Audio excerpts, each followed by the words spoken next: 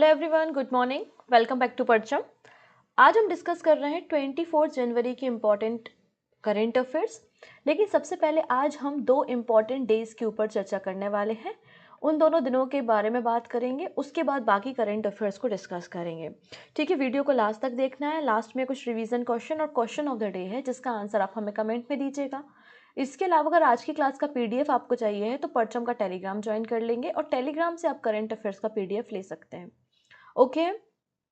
एक और छोटी सी जानकारी आपको देनी थी कि हमारा जो प्लेलिस्ट है वहाँ पर आपको प्लेलिस्ट में एक वीडियो दिखते होंगे, इंडियन हिस्टोरिकल फिगर। तो कल मैंने इंदिरा गांधी जी की बायोग्राफी कवर की थी, उसका पार्ट 1 अभी आया है और पार्ट 2 जो है वो मैं आपको थर्सडे को अपलोड करूंगी। तो पार्ट 1 आ चुका है, पार्ट 2 थर्सडे में आएगा। पार्ट 1 में मैंने इंदिरा गांधी जी की जो अर्ली लाइफ थी और जब उन्होंने इमरजेंसी लगाई, मतलब 1975 तक की कहानी को वहां पर कवर किया है। लेकिन जब इमरजेंसी का दौर था, मतलब 1975 से लेकर 1977 तक इमरजेंसी में क्या क्या चीज़ें हुई, उसके बाद ऑपरेशन ब्लू स्टार है, तो वो सारी चीज़ें हम पार्ट 2 में कवर करेंगे। तो अगर आपने नहीं देखा है तो आप प्लेलिस्ट में जाके देख सकते हैं इस वीडियो को। ठीक है, अगर सेशन पसंद आता है तो आप इसे शेयर कर दीजिएगा और अपने फ्रेंड्स के साथ शेयर कर दीजिएगा और सब्सक्राइब कर लीजिएगा अगर पहली बार आ रहा है, जिससे अपकमिंग क्लासेस का नोटिफिकेशन मिले। तो आइए सबसे पहले बात करते हैं 24 जनवरी के इम्पॉर्टेंट डेज के बारे में। सबसे पहले 24 जनवरी को हर साल हम सेलिब्रेट करते हैं international day of education. Education का देखिए हर एक स्तर पे अपना एक इम्पोर्टेंस होता है ना। पूरे ग्लोबल में पीस एंड डेवलपमेंट के लिए एजुकेशन का होना बहुत ज़रूरी है।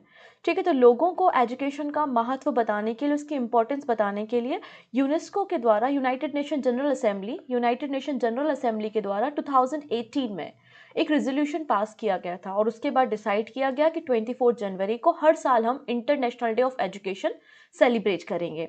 ठीक है, ये 5th ईयर है, मतलब आप कह सकते हैं कि ये 5वां एडिशन है इंटरनेशनल डे ऑफ एजुकेशन का। अब यहाँ पे अगर थीम की बात करते हैं तो इंटरनेशनल डे ऑफ एजुकेशन 2023 की जो थीम डिसाइड की गई है वो है to invest in people, prioritise education. ये यहाँ पे थीम है। अब कल मैंने आपको जानकारी दी थी कि यूनेस्को ने कहा है कि 24 जनवरी जो है उसे डेडिकेट किया जा रहा है to girls and women in Afghanistan, क्योंकि जब से तालिबान की गवर्नमेंट अफगानिस्तान में आई है तो बहुत सारी जो वहाँ की गर्ल्स हैं उनको रोक लगा दी गई है उनकी फर्दर एजुकेशन पे, जो कि फंडामेंटल राइट को वायलेट करता है। इसलिए यूनेस्को ने यहाँ पर पूरे इस साल को 24 जनवरी के दिन girls and women in Afghanistan के लिए डेडिकेट किया है, उनकी एजुकेशन के लिए डेडिकेट किया है। अब 24 जनवरी को एक बहुत इंपॉर्टेंट दिन होता है, यहाँ से क्वेश्चन एग्जाम में बनते हैं, नेशनल गर्ल चाइल्ड डे।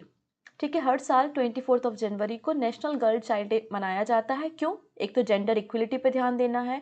पूरा कैंपेन जो है वो बेटी बचाओ बेटी पढ़ाओ के अंतर्गत ही काम करता है ये। इसमें गर्ल्स जो होती हैं, गर्ल चाइल्ड जो होती है, उनके फंडामेंटल राइट्स, उनकी एजुकेशन, हेल्थ और न्यूट्रिशन को ध्यान में रखने के लिए इस दिन को मनाया जाता है। ठीक है, पहली बार इस दिन की शुरुआत 2008 में हुई थी और ये दिन जो है वो ministry of women and child development के द्वारा हर साल ऑर्गेनाइज किया जाता है। जब मैं इस करंट अफेयर्स को तैयार कर रही थी तब तक इसकी थीम नहीं थी। बाद में अगर इसकी थीम मुझे मिलती है तो हमारा जो वीकली सीए होता है वहाँ पर मैं इसको बता दूंगी। आइए अब कुछ पर्सन्स देखते हैं जो न्यूज़ में है। पर्सन, सबसे पहला क्वेश्चन आज आप लोगों के लिए मैं छोड़ के जा रही हूँ। ये क्वेश्चन अपने आप में बहुत इंपॉर्टेंट क्वेश्चन होता है क्योंकि आपके आर्ट एंड कल्चर से आता है। ठीक है ना, आर्ट एंड कल्चर से आता है। पंडित हरि प्रसाद चौरसिया जी कौन सा इंस्ट्रूमेंट बजाते थे या कौन से इंस्ट्रूमेंट को प्ले करते थे? पंडित हरि प्रसाद चौरसिया। आपको केवल उस इंस्ट्रूमेंट का नाम बताना है। फॉर एग्जाम्पल, तबला बजाते थे, हारमोनियम, वीणा, बांसुरी, कौन सा इंस्ट्रूमेंट बजाते थे आप हमें कमेंट करके बताएंगे। पंडित हरि प्रसाद चौरसिया। ठीक है, आइए अब हम न्यूज़ पे बात करते हैं। Doctor Prabha Atre awarded Pandit Hari Prasad Chaurasia lifetime achievement award. तो डॉक्टर प्रभा अत्रे जी को Pandit Hari Prasad Chaurasia lifetime achievement award दिया गया है। किसने दिया है? ये महाराष्ट्र के जो मुख्यमंत्री हैं एकनाथ शिंदे, उनके द्वारा ये अवार्ड दिया गया है और 1 लाख रुपए की प्राइज मनी भी दी गई है। डॉक्टर प्रभा अत्रे जो है वो पद्म अवॉर्डी हैं, मतलब इन्हें पद्मश्री भी दिया गया है, पद्म भूषण भी मिल चुका है, पद्म विभूषण भी मिल चुका है गवर्नमेंट ऑफ इंडिया के द्वारा। तो तीनों जो हमारे पद्म अवार्ड हैं वो डॉक्टर प्रभा अत्रे को मिले हैं। तो यहाँ से एक और करंट अफेयर्स आपका निकल के आएगा कि 2022 में पद्म विभूषण अवार्ड जो है वो डॉक्टर प्रभा अत्रे को दिया गया था। पद्म भूषण 2002 में मिला था और पद्मश्री 1990 में गवर्नमेंट ऑफ इंडिया ने दिया था। किराना घराने से ये बिलोंग करती हैं और एक क्लासिकल वोकलिस्ट है डॉक्टर प्रभा अत्रे। तो आप हमें कमेंट करके बताएंगे पंडित हरिप्रसाद चौरसिया कौन से इंस्ट्रूमेंट से रिलेटेड है। ठीक है, पहला क्वेश्चन ये है, अगला क्वेश्चन आपको वीडियो के लास्ट में मिल जाएगा। नेक्स्ट बात करेंगे डीजीसीए। डीजीसीए क्या होता है? Directorate of general of civil aviation. हमारे देश में जितनी भी फ्लाइट उड़ती हैं उन पे रेगुलेट करना, उन फ्लाइट की सेफ्टी का ध्यान रखना कि कोई भी फ्लाइट अगर रन हो रही है तो वो पूरे प्रिकॉशंस ले रही है कि नहीं, पूरे प्रोटोकॉल को फॉलो कर रही है कि नहीं, और किसी भी एयरक्राफ्ट का रजिस्ट्रेशन, उसको सर्टिफिकेट प्रोवाइड करने का काम directorate general of civil aviation करती है। इस बॉडी का फॉर्मेशन जो है वो एयरक्राफ्ट अमेंडमेंट बिल 2020 से हुआ है, मतलब एक स्टैच्यूटरी बॉडी है जो मिनिस्ट्री ऑफ सिविल एविएशन के अंदर काम करती है। ठीक है, अब न्यूज़ पे आएंगे हम। Vikram Devdutt appointed as the director general of DGCA. तो डीजीसीए के डायरेक्टर जनरल विक्रम देवदत्त बन गए हैं और कैबिनेट कमेटी के द्वारा इनकी अपॉइंटमेंट की गई है। ठीक है, इनका जो टेन्योर है वो 28 फेब से शुरू होगा, 28 फरवरी 2023 से इनका टेन्योर शुरू होगा और ये अरुण कुमार को रिप्लेस करने वाले हैं। विक्रम देवदत्त जो है वो चेयरमैन और मैनेजिंग डायरेक्टर भी हैं एयर इंडिया लिमिटेड के। ठीक है, इन्हें एयर इंडिया लिमिटेड का चेयरमैन और मैनेजिंग डायरेक्टर भी अपॉइंट किया गया था 2022 में। अब इन्हें विक्रम देवदत्त को डायरेक्टर जनरल बनाया जा रहा है डीजीसीए का। तो बहुत इंपॉर्टेंट अपॉइंटमेंट है ये, इसको आप याद रखेंगे। चलिए, अब कुछ दिन पहले मैंने आप लोगों को इंडिया ओपन बैडमिंटन टूर्नामेंट के बारे में बताया था, जिसको officially unique sunrise India open 2023 कहते हैं, जो कि KD Jadhav indoor stadium new Delhi में हो रहा था। ठीक है, जिसमें हमारे देश के काफ़ी बड़े बड़े जो बैडमिंटन खिलाड़ी हैं उन सभी लोगों ने यहाँ पे पार्टिसिपेट किया था। फाइनली ये टूर्नामेंट खत्म हो चुका है और इसके रिजल्ट आ गए हैं। तो हमको बस इतना पता होना चाहिए कि मेन सिंगल और वीमेन सिंगल का टाइटल किसने अपने नाम किया है। ठीक है, तो यहाँ पर बात करेंगे थाईलैंड के बैडमिंटन प्लेयर जिनका नाम है कुनलावुत विटरसन। इन्होंने इंडिया ओपन बैडमिंटन टाइटल 2023 अपने नाम कर लिया और इन्होंने किसे हराया, ये बात भी बहुत इंपॉर्टेंट है। विक्टर एक्सेल्सन जो कि डेनमार्क के बैडमिंटन खिलाड़ी हैं, उन्हें इन्होंने डिफीट करके मेन सिंगल का टाइटल जीत लिया है। वहीं अगर हम वीमेन सिंगल की बात करते हैं तो एन सियोंग जो कि कोरिया से बिलोंग करती हैं, उन्होंने वीमेन सिंगल का टाइटल जीता है और किसे डिफीट किया है, तो अकाने यामागुची जो कि जापान की एक बैडमिंटन खिलाड़ी है, उन्हें डिफीट किया है। तो चारों आपको प्लेयर के नाम यहाँ पर याद रखने हैं। और कहाँ पे खेला गया था ये tournament? KD Jadhav indoor stadium new Delhi में।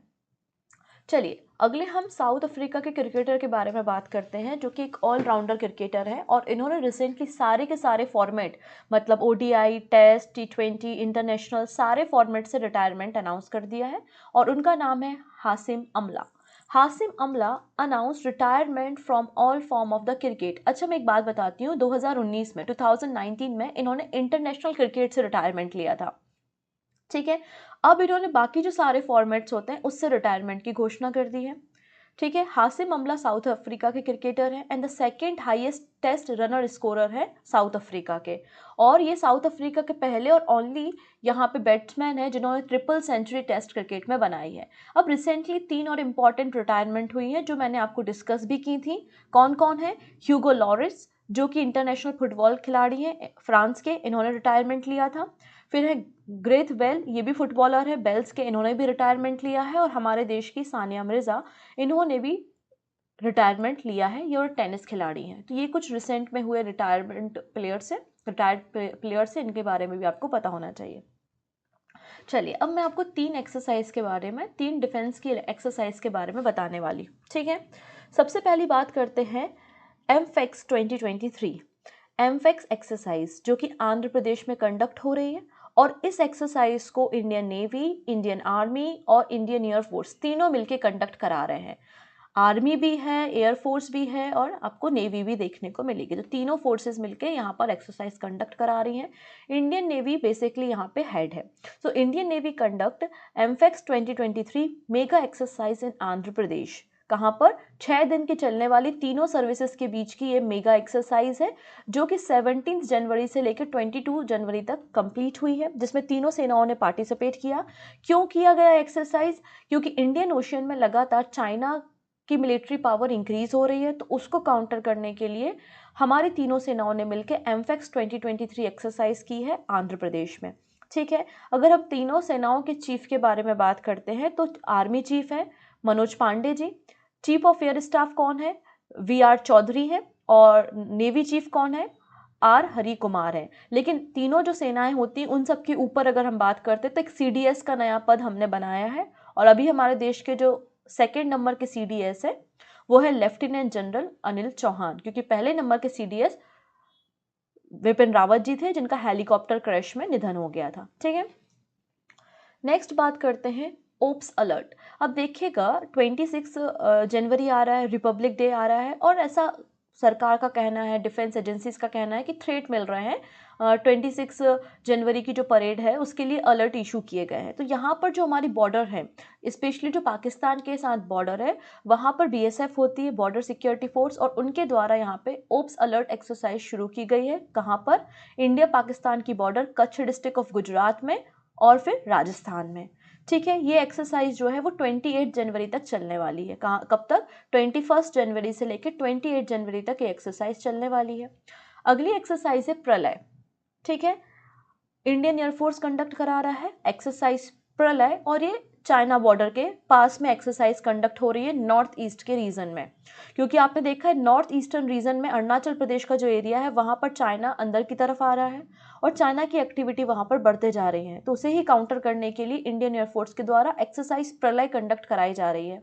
ठीक है, तो इंडियन एयरफोर्स टू कंडक्ट प्रलय एक्सरसाइज इन नॉर्थ ईस्ट में से कंडक्ट कराया जाएगा। कब से कब तक? 1 से लेकर 5 फेब तक, 1 फरवरी से 5 फरवरी तक इंडियन एयरफोर्स इसे कंडक्ट कराएगी प्रलय। ठीक है, कहाँ पर? नॉर्थ ईस्ट जो हमारा एयर बेस है वहाँ पर। और ये बेसिकली एक तैयारी है, जो फाइनल एक्सरसाइज है वो ईस्टर्न आकाश है, और उसी के काउंटर मतलब उसी के सहयोग के लिए, उसी की तैयारी करने के लिए एक्सरसाइज प्रलय भी कंडक्ट जा रहा है। अब यहाँ पर देखिएगा सुखोई 30 फाइटर जेट और राफेल यहाँ पे पार्टिसिपेट करेंगे। इसके अलावा हमारा जो एयर डिफेंस सिस्टम है S-400 वो भी यहाँ पर डिप्लॉय किया जाएगा और उसकी एक्टिविटी को भी ऑब्जर्व किया जाएगा, क्योंकि हमारा जो S-400 है वो 400 किलोमीटर की डिस्टेंस के कोई भी एनिमी का क्राफ्ट है या मिसाइल है उसको डिस्ट्रॉय करने में कैपेबल है। ठीक है, तो ये एक्सरसाइज हो गई प्रलय। तो तीनों एक्सरसाइज के बारे में मैंने आपको बता दिया।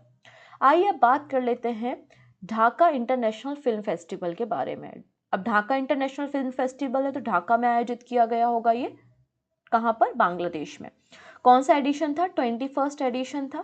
हम इस फिल्म फेस्टिवल के बारे में बात इसलिए कर रहे हैं क्योंकि 2 अलग अलग कैटेगरी में इंडियन मूवीज को भी यहाँ पर प्राइज दिया गया है, अवार्ड दिया गया है, इसलिए हम इनको चर्चा कर रहे हैं। इंडियन फिल्म को 2 अलग अलग कैटेगरी में, एक है बेस्ट स्क्रिप्ट राइटर और एक है बेस्ट एक्ट्रेस कैटेगरी में 21st Dhaka international film festival में अवार्ड दिए गए। ये Dhaka international film festival 21st edition था जो कि बांग्लादेश में कंडक्ट हुआ 14 से लेकर 22 जनवरी तक। अब हमें उन एक्ट्रेस का नाम पता करना है और किस मूवी की स्क्रिप्ट को बेस्ट स्क्रिप्ट का अवार्ड दिया गया है वो हमें देखना है। ठीक है, तो पहले बात करते हैं बेस्ट स्क्रिप्ट राइटिंग अवार्ड जो है वो अपराजितो को मिला है, जिसके डायरेक्टर अनीक दत्ता है। और बेस्ट अगर एक्ट्रेस की बात करते हैं तो बेस्ट एक्ट्रेस का अवार्ड जो है वो केतकी नारायण को दिया गया है। लेकिन अगर हम बेस्ट एक्टर की बात करते हैं तो जापान के एक्टर हैं जिनका नाम है इकई बतानबे, इन्हें जो है बेस्ट एक्टर का अवार्ड दिया गया है। और बेस्ट डायरेक्टर जो है वो ईरान के हैं अली गविंतन। ठीक है, तो हमें बेसिकली इंडिया के दोनों पर्सन्स के बारे में पता होना चाहिए। अब देखिएगा 23 जनवरी को मैंने आपको कहा था पराक्रम दिवस मनाया जाता है, क्योंकि बर्थ एनिवर्सरी होती है, जयंती होती है नेताजी सुभाष चंद्र बोस जी की। अब उन्हीं के नाम पे सुभाष चंद्र बोस आपदा प्रबंधन जो अवार्ड्स होते हैं, पुरस्कार, वो भी 23 जनवरी को डिस्ट्रीब्यूट किए जाते हैं। अब चूंकि हमारा करंट अफेयर्स एक दिन पहले रिकॉर्ड होता है तो अवार्ड इसलिए हम आज के दिन ही डिस्कस करेंगे। ओके, तो Subhash Chandra Bose disaster management award 2023, तो इस साल के जो अवार्ड हैं वो दो स्टेट को कह सकते हो या 2 एजेंसी या इंस्टीट्यूट को दिए गए हैं। कौन कौन है वो हम देख लेते हैं। पहला है Odisha state disaster management authority को दिया गया है। इसकी स्थापना इसका फॉर्मेशन 1999 में किया गया था जब साइक्लोन हिट हुआ था उड़ीसा में। अब इस डिजास्टर मैनेजमेंट अथॉरिटी ने उड़ीसा की कई सारे साइक्लोन में एक अच्छा परफॉर्मेंस किया है, वहाँ के लोगों को जान बचाई है, सेफ किया है। जैसे कि हुदहुद जो आया था 2014 में, फैनी 2019 का था, अम्फान 2020 और उड़ीसा में फ्लड आया था 2020 में। तो इस डिजास्टर मैनेजमेंट अथॉरिटी ने अच्छा काम किया है, जिसके कारण इन्हें सुभाष चंद्र बोस आपदा प्रबंधन पुरस्कार 2023 दिया गया है, ठीक है, गवर्नमेंट ऑफ इंडिया के द्वारा। और सेकंड आप देखेंगे लुंगलेई फायर स्टेशन। तो यहाँ पे जो नॉर्थ ईस्ट का रीजन है, लुंगलेई टाउन है, वहाँ पर एक मैसिव फायर हुआ था और उसे कंट्रोल करने के लिए, उस मैसिव फायर को कंट्रोल करने के लिए इन्होंने अच्छा काम किया है, इसलिए इन्हें भी अवार्ड दिया गया है। अब Subhash Chandra Bose disaster management award है, प्रधानमंत्री नरेंद्र मोदी जी के द्वारा शुरू किया गया एक एनुअल अवार्ड है, ठीक है। हर साल 23 जनवरी को सुभाष चंद्र बोस जी की जयंती पे दिया जाता है। अब जो इंडिविजुअल होते हैं, या फिर कह सकते हैं कि यहाँ पे दो अलग अलग कैटेगरी होती है। एक इंडिविजुअल कैटेगरी में अगर अवार्ड दिया जाता है तो 5 लाख रुपए दिए जाते हैं। वहीं अगर कोई इंस्टीट्यूट कैटेगरी है, एक ऑर्गेनाइजेशन है, तो 51 लाख रुपीज यहाँ पे कैश प्राइज दिया जाता है, ठीक है। नेक्स्ट बात करेंगे यहाँ पर एक पुलिस स्टेशन के बारे में जिसका नाम है Aska. Aska police station of Odisha Ganjam district become the country number 1 police station. तो यहाँ पे आप देख सकते हैं कंट्री का नंबर 1 पुलिस स्टेशन जो है वो गंजम डिस्ट्रिक्ट का, उड़ीसा का अक्षा पुलिस स्टेशन बन गया है। और ये अवार्ड यहाँ पे आप देख सकते हैं अमित शाह जी के द्वारा दिया गया है, ठीक है। तो Aska police station Ganjam district of Orissa awarded number 1 police station by the home minister Amit Shah. कब दिया गया? अभी जो डीजीएसपी और आईजीएसपी की कॉन्फ्रेंस हो रही थी नई दिल्ली में, उसी कॉन्फ्रेंस में ये अवार्ड डिस्ट्रीब्यूट दिए गए हैं। तो फर्स्ट नंबर पे आपको पता चल गया है कि अशका पुलिस स्टेशन है गंजम डिस्ट्रिक्ट का, उड़ीसा का। सेकंड नंबर का जो पुलिस स्टेशन है वो है गंगापुर पुलिस स्टेशन। ये गंगापुर पुलिस स्टेशन भी गंजम डिस्ट्रिक्ट में उड़ीसा में आता है, इसको सेकंड अवार्ड मिला है। और थर्ड नंबर पे आया है यहाँ पर वनबासा पुलिस स्टेशन जो कि उत्तराखंड में पड़ता है। तो ये 3 बेस्ट पुलिस स्टेशन का अवार्ड यहाँ पर दिया गया है, ठीक है। यहाँ पर अलग अलग 165 पैरामीटर के आधार पर पुलिस स्टेशन को सिलेक्ट किया जाता है और फिर कंट्री का नंबर 1 पुलिस स्टेशन का अवार्ड दिया जाता है। नेक्स्ट बात करेंगे FIH पार्टनर। FIH मतलब इंटरनेशनल हॉकी फेडरेशन की बात हो रही है। FIH partner with JSP foundation. JSP foundation जो है वो जिंदल ग्रुप का एक सब्सिडरी है, या कह सकते हैं कि जिंदल ग्रुप का एक सोशल आर्म है, ठीक है। तो FIH partner with JSP foundation for hockey development and the mains world cup. तो अभी देखिएगा FIH hockey world cup, mains world cup चल रहा है भुवनेश्वर राउरकेला में। इसके अलावा हमारे देश में हॉकी के ओवरऑल डेवलपमेंट के लिए यहाँ पर FIH और JSP के बीच में क्या हुआ है, MOU साइन किया है कि JSP पार्टनर होगा और हॉकी को प्रमोट करने में मदद करेगा, हॉकी के डेवलपमेंट में मदद करेगा। JSP फाउंडेशन एक सोशल आर्म है जिंदल स्टील एंड पावर का, जिसके चेयरमैन अगर JSP की बात करें तो शालू जिंदल है।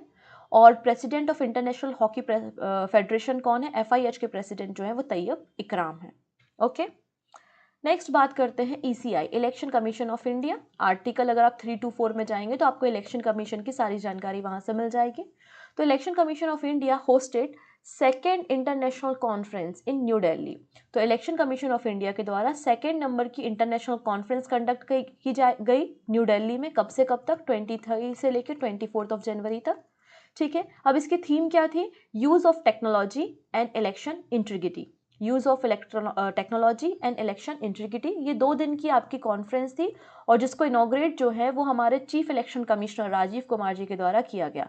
इसमें 43 पार्टिसिपेंट्स थे, 17 अलग अलग कंट्रीज के इस मीटिंग में शामिल हुए थे। इस मीटिंग का मकसद ये था कि हमारे देश में फेयर इलेक्शन कंडक्ट कराना, पहली चीज तो ये हो गई, और टेक्नोलॉजी को अडॉप्ट करते हुए इलेक्शन को प्रॉपरली कंडक्ट कराना। नेक्स्ट बात करते हैं हम मिलेट्स के बारे में, ठीक है ना, मोटे अनाज। आप सभी को पता है कि इंटरनेशनल ईयर ऑफ मिलेट 2023 को डिक्लेयर किया है और इंडिया एक लीडिंग कंट्री है मिलेट को प्रमोट करने के लिए, क्योंकि ये इंडियन गवर्नमेंट का ही इनिशिएटिव था कि मिलेट को एक न्यूट्रिशनल क्रॉप की तरह देखा जाए, है ना, क्योंकि उसकी अपनी एक न्यूट्रिशनल वैल्यू होती है।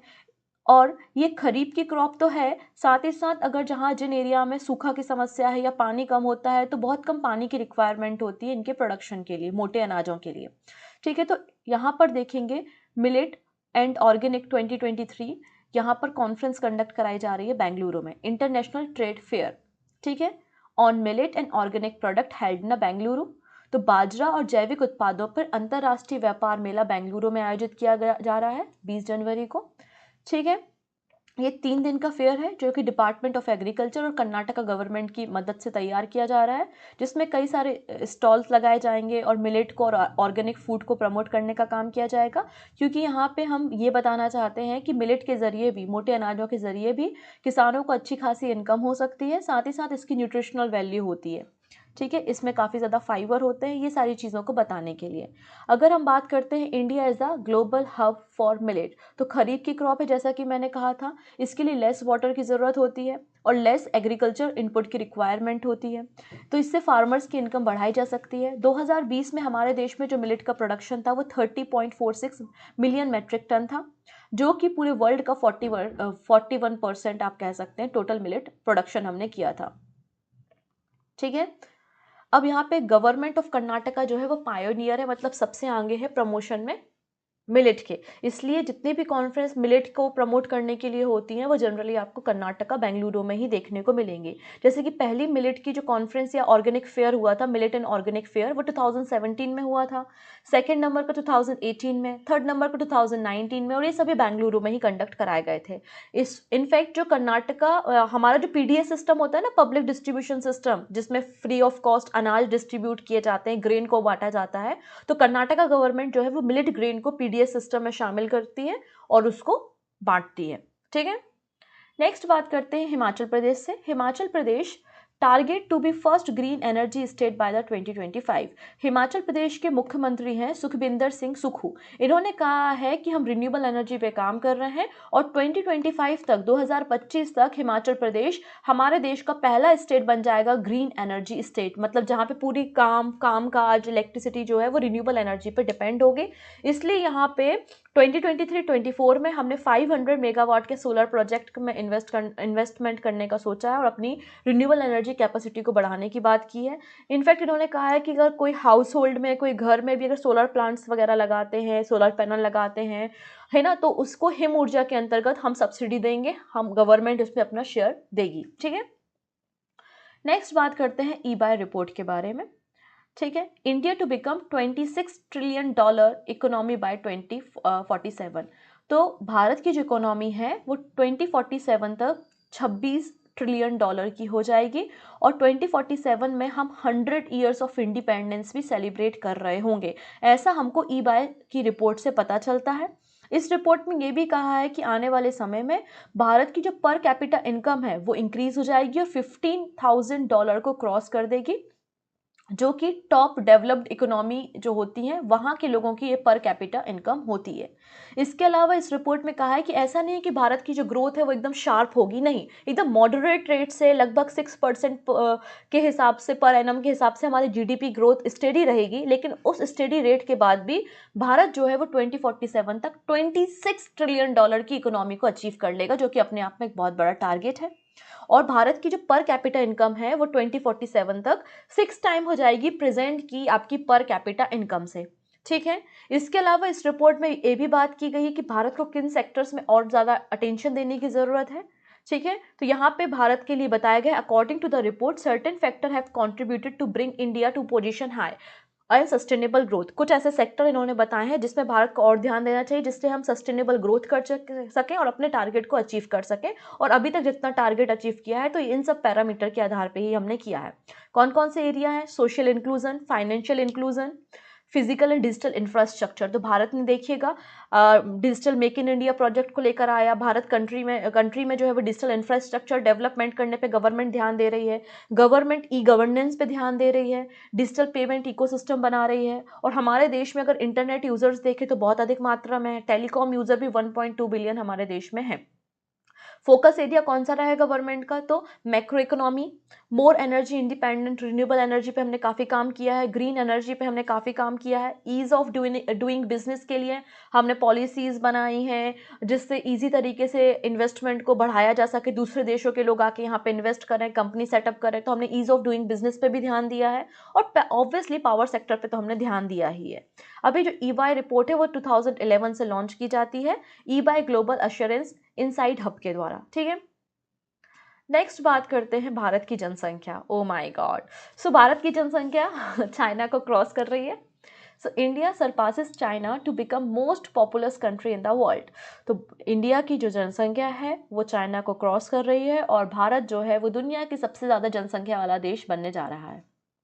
ठीक है, यहाँ पर जो वर्ल्ड पॉपुलेशन रिव्यू, जिसको हम WPR कह रहे हैं, वर्ल्ड पॉपुलेशन रिव्यू की रिपोर्ट के अनुसार भारत की जो टोटल पॉपुलेशन एंड ऑफ 2022 तक थी वो 141.7 करोड़ थी। 141.7 करोड़ की पॉपुलेशन एंड ऑफ 2022 थी, जबकि जो 17 जनवरी को चाइना का डेटा आया है, 17 जनवरी को जो चाइना का डेटा आया, चाइना की पॉपुलेशन 141.2 यहाँ पर करोड़ पॉपुलेशन है। लगभग 5 मिलियन की पॉपुलेशन से हम आगे चल रहे हैं। मतलब भारत ने अपनी चाइना को क्रॉस कर दिया और भारत की जनसंख्या वर्ल्ड की सबसे ज़्यादा वाली जनसंख्या बन गई है। ठीक है, ये बात यहाँ पे बोली गई है। India with 50% of its population below the age of 30। Interesting और ख़ास बात और इम्पॉर्टेंट बात यह है कि भारत की जो पॉपुलेशन है वो यंग पॉपुलेशन है, मतलब हम इकोनॉमिक ग्रोथ कर सकते हैं। तो इसलिए यहाँ पे बोला गया कि फास्टेस्ट ग्रोइंग नेशन जो है वो भारत है, क्योंकि भारत की 50% पॉपुलेशन जो है वो 30 ईयर से कम की है। ठीक है, ये बात यहाँ पे रिपोर्ट से हमें पता चल रही है।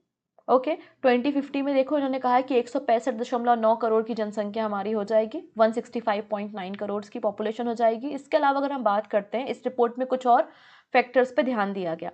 क्या क्या? जैसे कि इंडिया जो है वो अभी 3rd लार्जेस्ट इकोनॉमी है एशिया की, और एक सेल्फ सफिशिएंट है फूड प्रोडक्शन के लिए। हम अपना खाना खुद उगाते हैं, उसे कंज्यूम करते हैं, और एक्स्ट्रा जो सरप्लस होता है ग्रेन, उसको हम एक्सपोर्ट करने का काम भी कर देते हैं। तो भारत सेल्फ सफिशिएंट है फूड के प्रोडक्शन के लिए।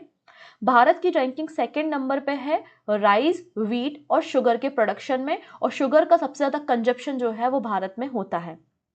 ठीक है, भारत बड़े पैमाने पे एडिबल ऑयल जो होता है उसको इंपोर्ट करने का काम करता है। इंडिया थर्ड लार्जेस्ट मार्केट है परचेज ऑफ क्रूड ऑयल। कच्चा तेल के मामले में हम तीसरे नंबर पे आते हैं। हम तीसरे नंबर पे सबसे अधिक मात्रा में कच्चे तेल को, क्रूड ऑयल को जो है वो इंपोर्ट करने का काम करते हैं। And the 2nd largest consumer of steel and gold. हम 2nd लार्जेस्ट कंज्यूमर है स्टील और गोल्ड के। तो गवर्नमेंट चाहती है कि जो भारत के लोग हैं वो अधिक मात्रा में गोल्ड परचेज ना करें, क्योंकि जब आप गोल्ड को परचेज करते हो तो अपने घरों में रख लेते हैं, सभी लोग करते हैं ऐसा। तो इसलिए गवर्नमेंट ने डिजिटल गोल्ड को भी लॉन्च किया था, जिससे आप गोल्ड के, मतलब आप डिजिटल फॉर्म में गोल्ड को लें और फिजिकल फॉर्म में कम से कम खरीदी करें गोल्ड की, है ना। तो यहाँ पे जो 2nd लार्जेस्ट कंज्यूमर है स्टील और गोल्ड का वो भारत है। और इसमें ये बात भी कही गई कि 3rd largest domestic aviation market Bharat का है वर्ल्ड के कंपैरिजन में। तो ये सारी बातें इस रिपोर्ट में उजागर हुई हैं। अब एक और रिपोर्ट जो है प्रथम इंस्टीट्यूट ने लॉन्च की है, और हर साल प्रथम इंस्टीट्यूट इस रिपोर्ट को लॉन्च करता है।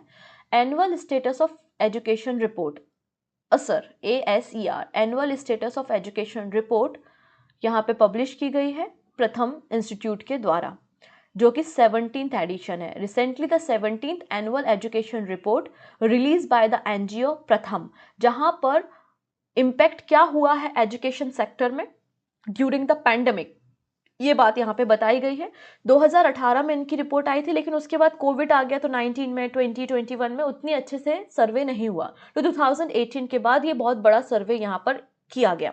ये जो एनुअल एजुकेशन रिपोर्ट है प्रथम NGO के द्वारा, ये 2005 से पब्लिश की जा रही है, और इसमें ऑल रूरल डिस्ट्रिक्ट इंडिया के कवर होते हैं, और लार्जेस्ट सिटीजन सर्वे होता है ये हमारे देश का। अब की फाइंडिंग क्या है, यहाँ पे कुछ फिगर्स बताए गए हैं कि नंबर ऑफ चिल्ड्रंस जो कि इनरोल हुए हैं गवर्नमेंट स्कूल में, उनकी संख्या इंक्रीज हुई है। 2018 में 65.6% इनरोलमेंट था गवर्नमेंट स्कूल में बच्चों के एडमिशन का इनरोलमेंट। वहीं 2022 में ये इनरोलमेंट 72.9% हो गया है। ये बात रिपोर्ट में कही है। अब हमारे देश में राइट टू एजुकेशन की बात करते हैं। 14 साल तक के बच्चों को government free of cost education भी देती है। आर्टिकल 21 में आपको ये जानकारी मिलती है।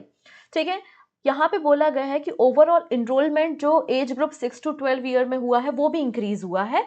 2018 में 6 से 14 साल तक के बच्चों का जो एडमिशन होता था वो 97.2% था। वहीं 2022 में ये बढ़कर 98.4% हो गया है। 6 से 14 साल तक के बच्चों के एडमिशन के बारे में बात हो रही है। अब गर्ल्स के इनरोलमेंट के बारे में बात कर लेते हैं। गर्ल्स का इनरोलमेंट मतलब 11 से 14 साल की लड़कियों के इनरोलमेंट के बारे में बात कर रहे हैं। यहाँ पे बोला गया है कि ये जरूर डिक्रीज हुआ है। The number of such girls is expected to decrease from 4% in 2018 to 2% in 2022। तो ये आंकड़ा यहाँ पर हैरान कर देने वाला है। इसके अलावा इस रिपोर्ट में कहा गया है कि जो ड्रिंकिंग वाटर फैसिलिटी होती है, टॉयलेट की फैसिलिटी होती है गवर्नमेंट स्कूल में, उन सब में भी पॉजिटिव चेंजेस देखे गए हैं। The number of school with girls toilet facility increase हुए हैं। पहले 2018 में 66.4% थे, जो कि बढ़कर 68.4% हो गए हैं। स्कूल में ड्रिंकिंग वाटर फैसिलिटी अच्छी हो गई है, इंप्रूव हुई है। और जो टीचर की अटेंडेंस होती है, कि अब बहुत सारे सरकारी स्कूल, जैसे कि मैं एक गवर्नमेंट स्कूल से पढ़ी हूँ, तो कई बार टीचर्स गायब होते हैं, आते नहीं हैं, तो अटेंडेंस भी गवर्नमेंट स्कूल में टीचर्स की इंक्रीज हुई है। ये भी एक पॉजिटिव चेंज देखने को मिला। ये सारी बातें एनजीओ प्रथम की रिपोर्ट से हमको देखने को मिलती हैं। अंत में हम 2 बुक्स के बारे में बात करते हैं और फिर रिवीजन क्वेश्चंस को देखते हैं। आई नो सेशन थोड़ा बड़ा हो रहा है। हम बात कर रहे हैं एक बुक के बारे में, coaching beyond my day with the Indian cricket team.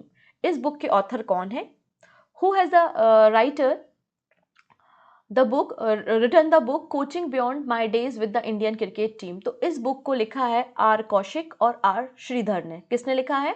Are Kaushik और आर श्रीधर ने लिखा है। और इसके फॉरवर्ड जो है वो वीवीएस लक्ष्मण ने दिए हैं। यहाँ पर आर श्रीधर और आर कौशिक जो है वो इंडियन क्रिकेट टीम के कोचेज रहे हैं, और उन्होंने अपनी जर्नी यहाँ पर लिखी है कि माई days with the Indian cricket team. ठीक है। और यहाँ पे जो विराट कोहली हैं उनकी जर्नी, और ऋषभ पंत ने किस तरीके से टीम को मतलब प्रोग्रेस की है, वो सारी जर्नी यहाँ पर इस बुक में शोकेस की गई है। ठीक है। अगली एक बुक हम देखते हैं जो कि उड़ीसा के चीफ मिनिस्टर नवीन पटनायक जी के द्वारा रिसेंटली लॉन्च की गई है, और उस बुक का नाम है hockey and India a golden legacy. Hockey and India a golden legacy book को किसने लॉन्च किया है? उड़ीसा के मुख्यमंत्री नवीन पटनायक ने लॉन्च किया है, और स्पोर्ट स्टार और इंडियन हॉकी के द्वारा ये बुक तैयार की गई है। इसमें भारत का इतिहास क्या रहा है हॉकी की फील्ड में, और किस तरीके की हॉकी में भारत ने 8 गोल्ड मेडल हासिल किए हैं ओलंपिक्स में, वो सारी कहानी इस बुक में विद पिक्चर बताई गई है। तो इस बुक को नवीन पटनायक ने लॉन्च किया है। ठीक है। सो ये आज के हमारे करंट अफेयर्स थे। अंत में हम बात कर लेते हैं, अभी हेडलाइंस नहीं ली हैं मैंने यहाँ पर, अंत में हम डायरेक्टली रिवीजन क्वेश्चन पे चर्चा करते हैं। कल से मैं हेडलाइंस को लूंगी, सेशन लंबा हो रहा था तो इसलिए मैंने उसको नहीं लिया। India deepest metro railway station को कहाँ पे तैयार किया जा रहा है? तो आंसर हो जाएगा पुणे में। Option A is the right answer. Global fire power index 2023 में भारत की क्या रैंकिंग है, मतलब भारत की मिलिट्री पोजीशन क्या है? तो आंसर हो जाएगा थर्ड। फर्स्ट नंबर पे यूएसए है। Okay, sorry fourth. First number पे यूएसए, फोर्थ ना, थर्ड गलती से बोल दिया, fourth. World bank forecast which country economic growth to slow further 2% during 2023? तो वर्ल्ड बैंक ने कहा है कि कौन सा ऐसा देश है जिसकी इकोनॉमिक ग्रोथ 2% से कम रहने का अनुमान है? तो आंसर हो जाएगा पाकिस्तान। तो पाकिस्तान की इकोनॉमिक क्राइसिस पर मैंने एक सेपरेट वीडियो बनाया है जो कि परचम वॉल्यूम 2 में बर्निंग इशू में कवर है। आप उससे वहां पर जाके पूरे टॉपिक को ईजिली एनालिसिस कर सकते हैं। Option D is the right answer. Next question की तरफ बात करते हैं। Who among the following has been ranked second globally and the top among Indians in the brand guardianship index? तो ब्रांड गार्जियनशिप इंडेक्स में भारत में टॉप किसने किया है? तो भारत में टॉप किया है मुकेश अंबानी में, और इनकी ओवरऑल रैंकिंग वर्ल्ड में सेकंड नंबर पर है। इंटरनेशनल क्राफ्ट समिट कहां पर आयोजित किया जा रहा है? तो इंटरनेशनल क्राफ्ट समिट जो है वो उड़ीसा में आयोजित किया जा रहा है। Option C is the right answer. This is question of the day. The president of which country will be the chief guest for Republic Day 2023? 2023 का जो गणतंत्र दिवस है उसमें चीफ गेस्ट कौन सा देश का राष्ट्रपति होंगे? 4 देशों के नाम है, इनका आंसर आप हमें कमेंट पे देंगे। और स्टार्टिंग में जो क्वेश्चन पूछा था उस प्रश्न का आंसर भी आप हमें कमेंट में देंगे। तो दोनों क्वेश्चंस के आंसर आप हमें कमेंट सेक्शन में दीजिएगा, सही आंसर भी मैं आपको वहीं पे प्रोवाइड कर दूंगी। सो मिलते हैं नेक्स्ट करंट अफेयर्स के सेशन में मॉर्निंग 7 AM। तब तक अपना ध्यान रखेंगे। Take care and bye bye.